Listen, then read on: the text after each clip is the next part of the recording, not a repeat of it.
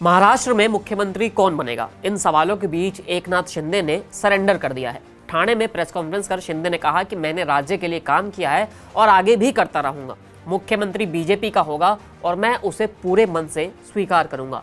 हालांकि भारतीय जनता पार्टी किसे मुख्यमंत्री बनाएगी, इस पर अभी भी सस्पेंस बरकरार है। 288 विधानसभा सीटों वाली महाराष्ट्र में भारतीय जनता पार्टी गठबंधन को 230 से ज्यादा सीटों पर जीत मिली है। इसमें से 132 सीट जीतकर विधानसभा में बीजेपी सबसे बड़ी पार्टी बन गई है।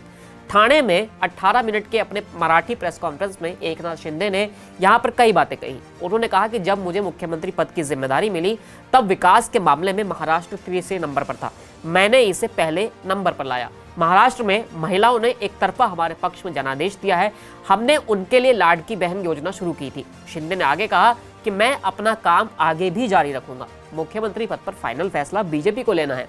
बीजेपी हाईकमान जिसे मुख्यमंत्री बनाएगी उसके अधीन सब मिलकर काम करेंगे और मैं कोई स्पीड ब्रेकर नहीं बनने वाला हूं। प्रेस कॉन्फ्रेंस के दौरान शिंदे ने महाराष्ट्र की सियासत में मशहूर शेर बन चुके अभी तो उड़ान बाकी है वो भी पढ़ा। लेकिन सवाल यह है कि आखिर एकनाथ शिंदे ने सरेंडर क्यों कर दिया। एकनाथ शिंदे की पार्टी को महाराष्ट्र के हालिया चुनाव में 57 सीटों पर जीत मिली है। उसके सहयोगी बीजेपी ने 132 सीटों पर जीत हासिल की है। 288 सीटों वाली महाराष्ट्र में सरकार बनाने के लिए कुल 145 विधायकों की जरूरत है। बीजेपी जादुई नंबर से सिर्फ 13 कदम की दूरी पर है। बीजेपी को 5 निर्दलीय और 41 एनसीपी विधायकों का भी समर्थन प्राप्त है। ऐसे में उसके सामने बहुमत के आंकड़े को छूने में कोई भी परेशानी नहीं होगी। बीजेपी सबसे पहले बड़ी पार्टी होने के नाते मुख्यमंत्री की कुर्सी पर दावा कर रही है। ऐसी स्थिति में एकनाथ शिंदे के पास बीजेपी का फॉर्मूला मानने के अलावा कोई विकल्प बचता ही नहीं है। शिंदे अगर सत्ता में नहीं रहते हैं तो आगामी मुंबई नगर निगम के चुनाव में उनकी स्थिति और भी कमजोर हो सकती है। कहा यह भी जा रहा है कि मुंबई में जल्द ही नगर निगम के चुनाव कराए जा सकते हैं। मुंबई नगर निगम को शिवसेना का गढ़ माना जाता रहा है। लोकसभा और विधानसभा चुनाव के बाद अब एकनाथ शिंदे यहां भी अपनी मजबूती दिखाने की कोशिश करेंगे।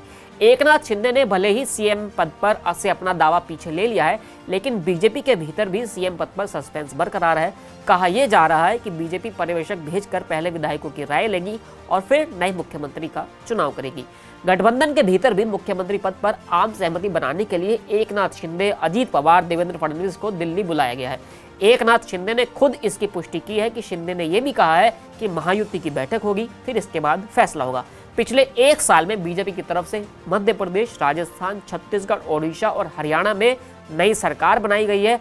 हरियाणा को छोड़कर अन्य सभी राज्यों के मुख्यमंत्री चयन में बीजेपी की तरफ से चौंकाने वाले नाम का ही फैसला लिया गया है। अब देखना यह होगा कि क्या महाराष्ट्र में भी बीजेपी चौंकाएगी या फिर देवेंद्र फडणवीस ही मुख्यमंत्री बन जाएंगे।